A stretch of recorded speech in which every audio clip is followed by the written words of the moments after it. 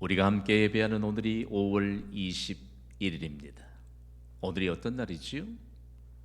가정의 달 5월 21일은 둘이 하나가 된다는 의미의 부부의 날입니다. 부부의 날은 지난 2003년 국회 청원을 거쳐서 2007년부터는 대통령령으로 달력에 표시하기 시작한 법정 기념일입니다. 부부는 하나님이 창설하신 가정을 통해서 맺어진 가족 관계입니다. 이 사실을 모르면 평생 동안 하나님이 맺어주신 부부 관계를 잘못 오해할 수 있습니다.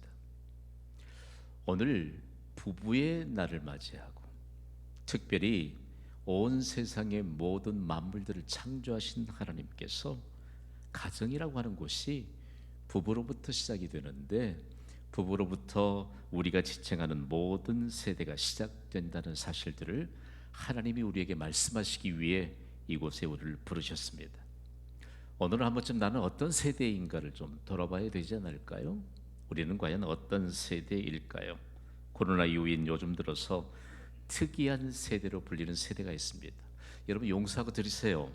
신세대도 아니고 그렇다고 쉰 세대도 아닌 낀 세대가 있는데 어느 세대지요? 3040 세대입니다. 지난 2022년 말 교회 관련 연구기관들이 연합해서 3040 세대의 신앙의 실태를 조사했습니다. 조사 결과 그동안 짐작만 했던 현실이 매우 심각한 상황으로 드러났습니다. 특히 코로나 이후 3040 세대는 교회 예배 현장으로 복귀하는데 가장 비율이 낮은 그룹에 속해 있었습니다. 3040 세대는 현장 예배 참석률만 낮은 것이 아니라 신앙의 정체성에 있어서도 5060 세대에 비해 상대적으로 약한 것으로 나타냈습니다. 이 조사를 통해서 우리에게 전달되는 메시지는 도대체 무엇일까요? 신앙의 정체성이 약화된 세대를 할지라도 여전히 하나님의 가능성인 산 소망이 바로 3040 세대입니다. 오해를 하지 마십시오. 3040 세대가 왜 중요한가요? 3040 세대를 우리는 반드시 이해해야 합니다. 30대를 보십시오. 청년 세대인 20대와 가장 긴밀하게 연결된 세대가 아닙니까? 청년에서 장년으로 넘어가는 시기인과 동시에 결혼을 해서 새로운 가정을 형성하는 중요한 시기입니다. 더욱이 그동안 의존했던 부모에게서 벗어남과 동시에 30대부터 자녀를 출산합니다. 그리고 다음 세대를 양산해서 새로운 인생을 개척해가는 중요한 세대가 바로 30대입니다. 40대를 보십시오. 사회적으로 가장 주도적으로 활동하는 세대가 바로 40대입니다. 더욱이 가정을 정착시키는 세대가 바로 40대입니다. 현재 한국 사회에서 3040 세대를 어떻게 이해하고 있느냐? 문화 생산과 소비를 이끌어가는 주역이라고 그렇게 이해하고 있습니다. 이처럼 3040 세대는 사회적 활동의 주체가 될 만큼 핵심 연령층입니다. 그런데 사회적으로 가장 활발한 사회생활을 하는 3040 세대가 교회 안에서는 점점 멀어져 가고 있습니다. 문제는 가장 중점적인 목회 대상이 3040 세대일진데 교회의 현실은 가장 약한 허리층으로 평가되고 있습니다. 3040 세대가 되지 않을 사람 한 사람도 없어요. 맞죠? 3040 세대를 지내오지 않는 분들 한 분도 안 계십니다. 오늘 제가 여러분과 함께 나누고 싶은 내용은요, 이처럼 교회의 핵심 대상, 목회의 핵심 대상이 바로 3040 세대인데, 우리가 다음 세대들을 양육하면 3040 세대로 진입해야 되잖아요. 그런데 3040 세대는 어디에서 무엇을 어떻게 준비해야 될까라고 하는 것을 하나님이 말씀하시는데, 놀랍게도 오늘 주신 본문 말씀을 통해서 가슴 벅찰 만한 3040 세대의 비전을 보게 하십니다. 3040 세대는 어디에서 무엇을 그리고 어떻게 준비해야 될까요? 오늘 우리에게 주신 말씀인 사무엘상 7장 1절은 가장 명확한 해답입니다. 성경은 읽는 것만으로도 능력이 나타나는 생명의 말씀입니다. 소리 높여 1절을 읽습니다. 시작. 기란 예아림 사람들이 와서 여호와의 궤를 옮겨 산에 사는 아비나답의 집에 들여놓고 그의 아들 엘르아사를 구역하여 구별하여 여호와의 궤를 지키게 하였더니 아멘. 오늘 본문에 거듭 등장하는 여호와의 궤입니다. 여호와의 궤에 대해서는 여러 단어들로 함께 병행해서 사용하고 있습니다.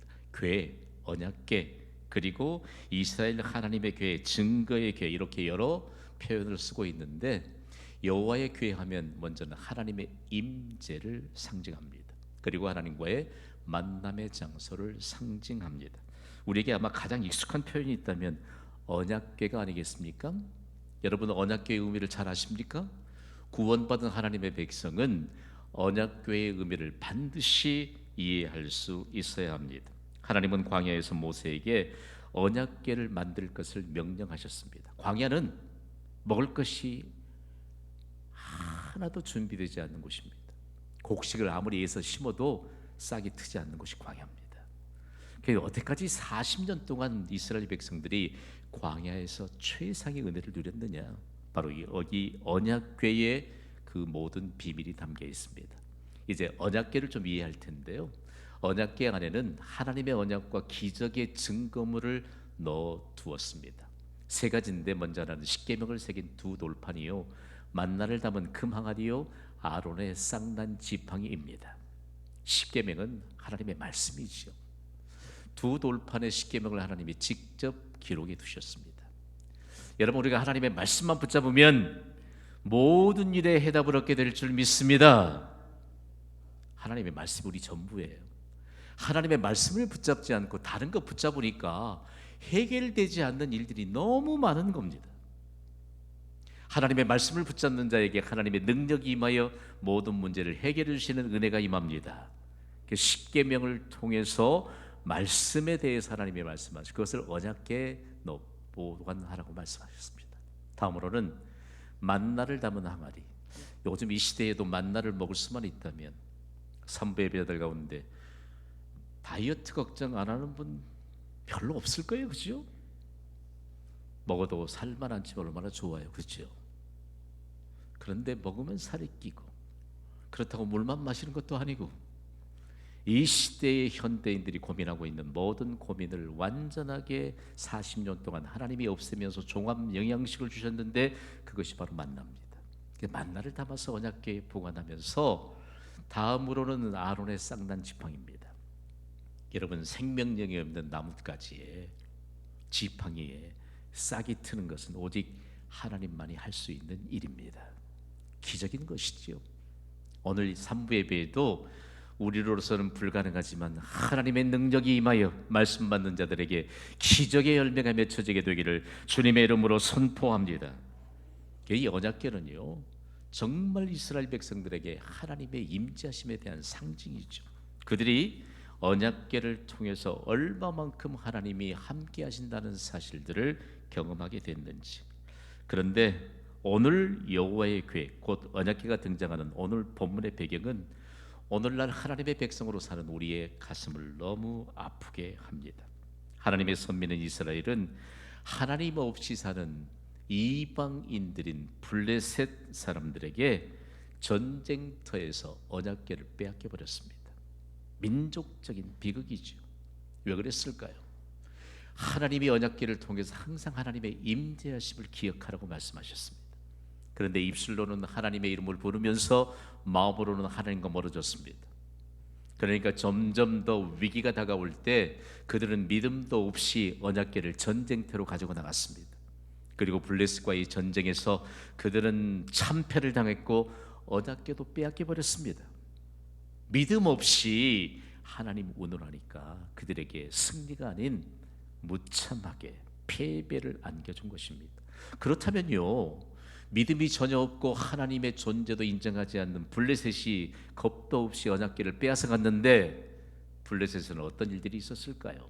그날부터 무려 7개월 동안 무서운 하나님의 재앙이 임하였습니다. 얼마나 그 재앙이 무서웠는지 이제는 항복하고 그들이 빼앗았던 언약궤를 다시 이스라엘에게 돌려보내자. 그리고 돌려보낸 것이 블레셋과 이스라엘과의 경계선은 기랏 예아림이라는 곳입니다. 그곳에 오늘 본문은 참 흥미롭게 증거하고 있습니다. 그곳에 사는 아비나답이 산에 살고 있었다. 성경이 말하는 산은요, 특히 구약 성경은 이스라엘은 헐몬산을 제외하고 산다운 산이 거의 없습니다. 작은 언덕입니다. 그래서 이 산이라고 하는 말을 다른 언어들은, 번역본들은 모두 얕은 언덕으로 번역하고 있습니다. 영어 단어의 가장 언덕을 표현하는 힐이라고 하는 것, 우리 여성들이 즐겨 신는 힐, 하이힐이 높으면 얼마나 높겠어요. 아주 얕은 언덕이죠. 그 구약 성경이 말하는 언덕을 뜻하는 텔이라고 하는 단어가 성경에도 등장하고, 지금도 이스라엘의 수도가 텔 아비브입니다. 텔은 작은 언덕이요, 아비브는 봄인데 봄의 언덕이라는 의미입니다. 이 작은 언덕에 형성된 마을에서 살고 있는 아비나답의 집에 언약궤를 옮겨 놓았습니다. 이때까지 이스라엘의 백성들의 믿음은 완전히 무너졌습니다. 희망이 없습니다. 믿음의 질서도 완전히 무너졌기 때문에 더 이상 부흥을 기대할 수 없는 그때에 하나님은 민족적으로 믿음이 무너졌을 때 한 가정에 언약궤를 보내시고 한 가정에서 다시 부흥의 계절을 맞이하게 합니다. 우리가 성경을 빌번하게 읽는데 성경을 주목해서 읽어야 될 필요가 여기 있습니다. 하나님이 선택하신 한 가정에 아버지의 이름이 누구지요? 아비나답입니다. 아들의 이름이 누구지요? 엘리아살입니다. 놀라운 것은요, 언약궤가 아비나답의 집에 들어온 순간부터 아비나답은 자신의 아들인 엘리아살을 거룩하게 구별해서 언약궤를 지키게 했습니다. 하나님의 말씀을 철저히 따를 수 있는 믿음의 양육이 시작된 것입니다. 하나님 앞에 서 있었습니다. 중요한 것은요, 민족적으로 믿음을 상실한 그때 한 가정을 선택하시고 아버지와 아들의 관계 속에서 이스라엘의 전체적인 믿음을 다시 회복시키면서 부흥의 계절을 맞이하게 합니다. 그런데 오늘 보면 사무엘상 7장 2절은 매우 충격적인 역사적 사실을 이렇게 기록하고 있거든요. 우리 소리 높여 읽습니다. 시작. 그가 기란 예아림에 들어간 날부터 20년 동안 오래 있은지라 이스라엘 온 족속이 여호와를 사모하니라. 아비나답의 가정에서 20년 동안 여호와의 궤 언약궤가 머물렀습니다. 20년을 표현하면서 20년 동안 짧게 있다고 말하지 않고 오래 있었다고 말합니다. 오랜 기간 동안. 왜 20년을 오랜 기간이라고 말하고 있을까요? 지금까지 인류 역사는 한 세대를 짧게는 20년 단위로 정의해 왔습니다. 길게는 30년 단위로 정의해 왔는데 20년은 한 세대가 물러갈 만큼 중요한 과정이요, 그만큼 긴 시간입니다. 20년은 한 세대를 의미합니다. 중요한 것은요, 한 세대가 지나갈 동안 아비나답의 집에서 그의 아들 엘리야사를 통해서 언약궤를 지키게 했고 말씀 앞에 서게 했는데 여기에 중요한 메시지가 있습니다. 우리의 가정에서 자녀를 출생하면 대략 청년기를 맞이하는 20세까지는 대략 양육해내잖아요. 오늘 우리를 도전합니다. 믿음의 부모된 여러분, 우리에게 주고 있는 한 세대 기간 동안 20년 동안 우리의 자녀들을 하나님의 말씀 앞에 세우시기를 주님의 이름으로 선포합니다. 이건 너무 중요한 겁니다. 세상에 그 어떤 것보다 귀중한 자녀의 양육은 아비나답처럼 그의 아비를 거룩하게 구별하여 하나님의 말씀 앞에 언약궤 앞에 세우는 겁니다. 이때 어떤 일이 일어났나요? 이스라엘 백성의 무너진 믿음이 아비나답의 한 가정에서 다시 부흥의 계절을 맞이했는데 이스라엘 온 족속이 여호와를 사모하니라. 가슴이 뛰어요. 한 가정에서 회복된 믿음의 역사가 온 이스라엘이 여호와를 사모했다. 우리의 자녀들을 너무 우상시하면서 양육한 부모들이 우리 주변에 많습니다. 어느 시대이든가 자녀들을 말씀으로 양육하기보단 자녀들의 요구만을 잔뜩 들어주는 이 시대에 편성한 그리스도인들의 가정이 적지 않습니다. 우리의 자녀들을 하나님이 요구하신 바대로 양육하는 자가 자녀를 성공의 무대에 올려주시는 하나님의 손길을 보게 될 줄 믿습니다. 가슴이 설레요. 한 가정에서 일어난 부흥운동이 이스라엘 전체에 임하게 됐다. 저는 뭐 늘 성경을 연구하는 목사 아닙니까? 근데 우리에게는 하나님이 봄, 여름, 가을, 겨울을 주셨는데 하나님의 말씀을 먼저 받았던 이스라엘 백성들에게 계절이라고 하는 것은 사계절로 구분하는 것이 아니고 사계절을 모두 부흥의 계절로 해석했습니다. 부흥이라고 하는 것은 우리에게 도대체 어떤 것일까? 성경은 우리에게 수년 내에 부흥케 하소서.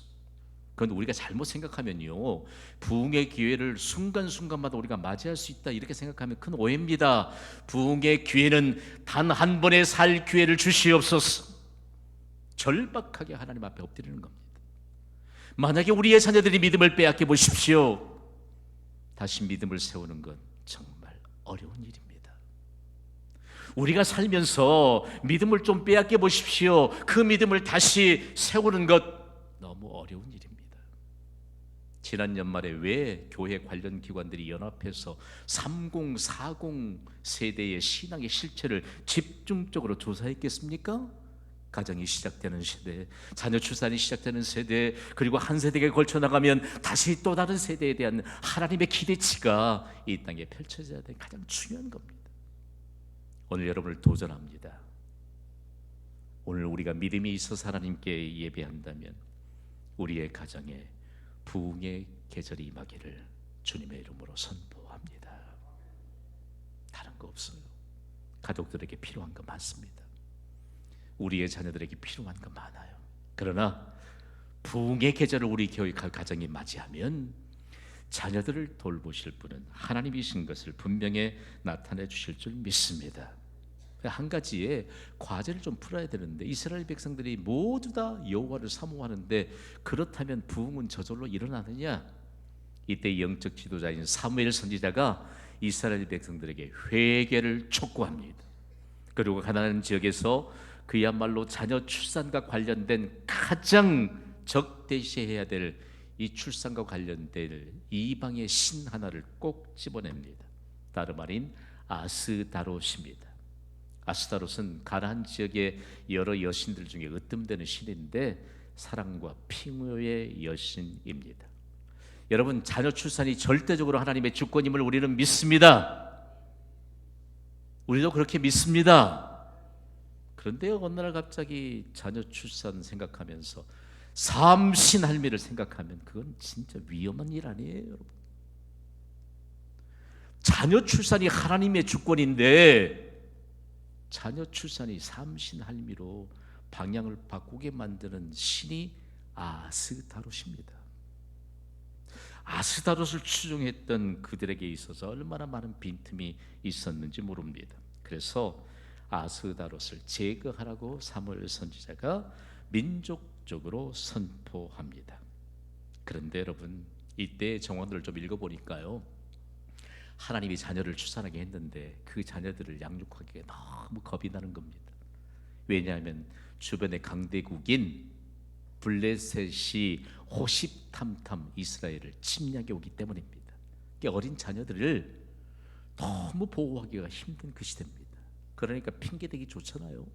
블레셋에게 우리의 자녀들이 먹히면 안 된다. 그러니까 자녀 출산에 대해서 어떤 명분 아닌 명분을 가지고 있을 때 하나님이 말씀합니다. 참 역사적인 문헌을 탐독하는데 이 아이들이 울다가도요, 부모가 블레셋 온다 그러면 아이가 울음을 뚝 끊칠 만큼 이렇게 위험적인 요소, 불안과 두려움을 안겨주는 요소가 블레셋입니다. 여러분에게 묻습니다. 세상 힘을 자랑하는 블레셋이 강합니까? 만군의 하나님 여호와의 능력이 강합니까? 왜 대답 안 한 분들은 도대체 어떤 분들이에요? 신앙의 정체성이 약한 부분일 수 있습니다. 권능의 날개 아래 우리의 자녀들을 보호해 주실 분은 하나님이십니다. 자녀들이 우리의 눈을 벗어나 보세요. 우리가 부모지만 할 것이 하나도 없습니다. 그러나 우리가 못하는 일들을 하나님은 권능의 날개 아래 보호해 주실 뿐만 아니라 주의 천사를 동원시켜서 둘러 진치고 우리의 자녀들을 보호해 주실 줄 믿습니다. 그러니까 이 시대에 자녀들을 하나님의 손에 의탁하고 기도하는 부모들이 많아져야 돼요. 우리의 자녀들은 그냥 우리의 생각 속에서 하나님이 지켜주시는 거 아닙니다. 하나님이 지켜주시고 하나님이 보호해 주시고 그리고 하나님이 영광스러운 결과물들을 나타내 주시면서 이것이 너희의 믿음의 결과물이니라 하나님이 말씀하시고 그 일에 대해서 하나님이 영광을 받으시기를 원하십니다.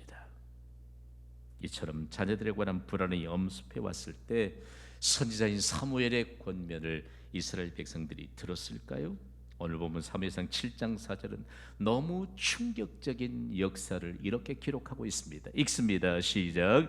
이에 이스라엘 자손이 바알들과 아스타르를 제거하고 여호와만 섬기니라. 할렐루야.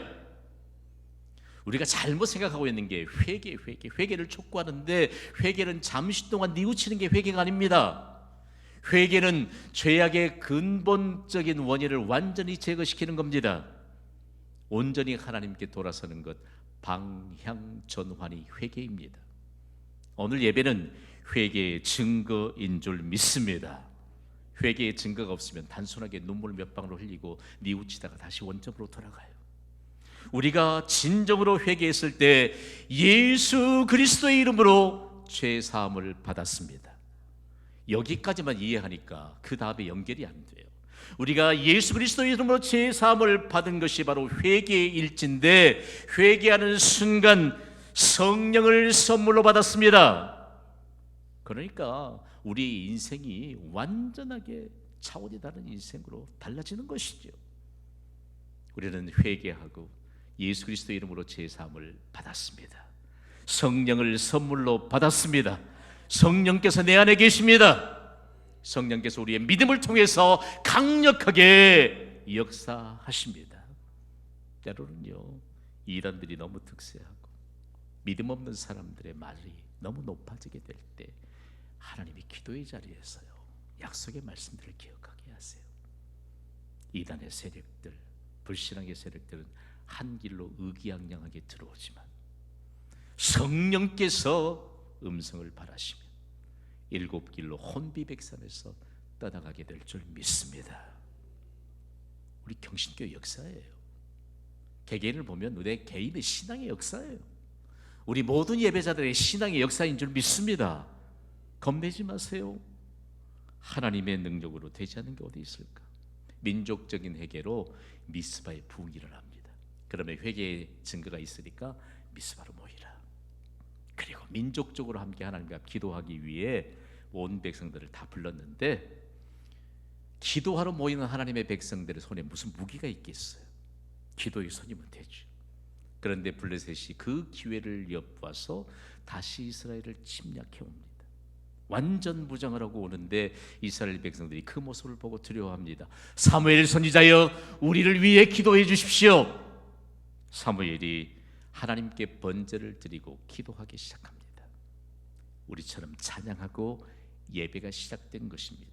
그 결과를 한번 볼까요? 사무엘상 7장 10절입니다. 우리 함께 읽습니다. 시작.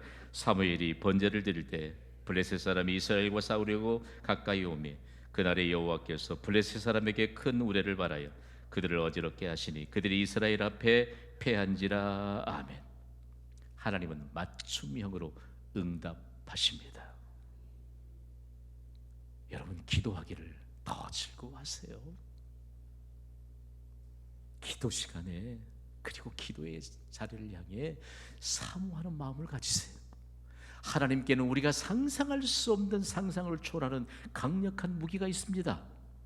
블레셋이 칼과 그리고 창과 그리고 각종 무기를 그들이 가지고 나왔지만 하나님이 큰 우레를 발하셨습니다.